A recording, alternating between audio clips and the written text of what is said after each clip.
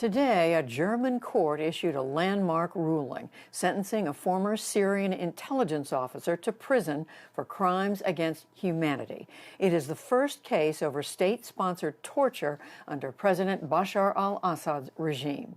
Meanwhile, as the 10-year anniversary of the civil war looms and fighting rages on in the hard-hit province of Idlib, Syria is ill-equipped to handle the invisible threat of COVID-19. As the NewsHour's Ali Rogan reports, it targets the most vulnerable in this fragile place. Inside Idlib's largest COVID-19 hospital, doctors are stretched to their limits. As soon as one bed frees up, a new patient enters. Body bags line the corridors. In the Syrian opposition's final stronghold, medical workers say they have no means to battle the pandemic. We need the international community to increase its support. We've reached a point where the medical system has collapsed, and the resources we have are not enough to control the widespread impact of the virus. In the last 3 months, infection rates in Idlib have increased over 50%. Since the start of the pandemic, there have been over 20,000 confirmed COVID-19 cases in northwest Syria. An uneasy ceasefire last year means fewer war-wounded bodies, but critical care units are overwhelmed with patients gasping for air. The UN says there are 162 ventilators and 234 ICU beds available for Idlib's 4 million residents. After 10 years of war, Syria is ill-prepared to handle COVID. Half of all hospitals are out of service or partially functioning. The UN says in the last 2 years, Russia and the regime have targeted more than 80 medical facilities. Because of the shelling and the regime's attacks on hospitals, we have no enough hospital for treatment, and people have been displaced from their towns and cities and living in crowded camps without healthy care, health, water, social distancing. They feeling despair because international community abandoned them and did not prevent the regime's attacks on them. He told us, I will get better. I will eat fruits and honey, and hopefully in 2 or 3 days, I will get better.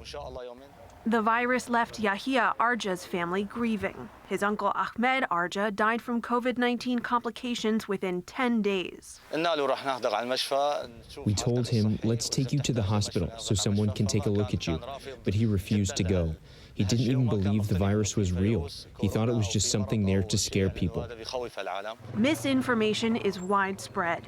In this busy Idlib city market, few people wear masks. No one stays 6 feet apart. I'm asking people to wear masks, to stop going to social gatherings, to stop taking this lightly, because seriously, the virus is dangerous. If you don't get it, or if you don't get serious symptoms, then it's going to impact those older than you that are around you. But lockdowns are difficult to enforce when closed markets mean no income. 80% of Syrians are now below the poverty line. 1 box of masks here costs twice a day's wage.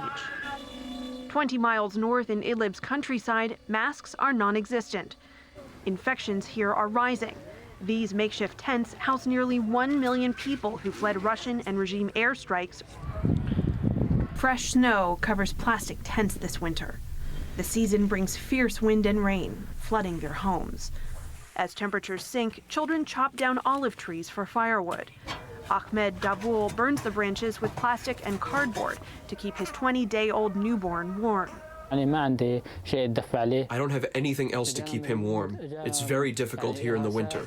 Burning plastic of course impacts me and my children. It's not good for our respiratory health. Shared public bathrooms are a breeding ground for disease. Hand-washing signs are posted on public sinks thousands use. Fauzia Khalifa rocks her newborn near a fire but worries about her future. She says it's been 5 months since they received aid. We have no bread, no food, nothing. No heater, no blankets, no oven for us to cook. We have nothing. Go look inside that tent over there. Everyone is sick. But as COVID takes hold, young children try to learn about a disease they have little control over. 6-year-old Haya. They gave us these papers and told us to read them and stay away from each other. When we go to school, they tell us to wear masks. and not to cough in anyone's face because you could get coronavirus. For the PBS NewsHour, I'm Allie Rogan.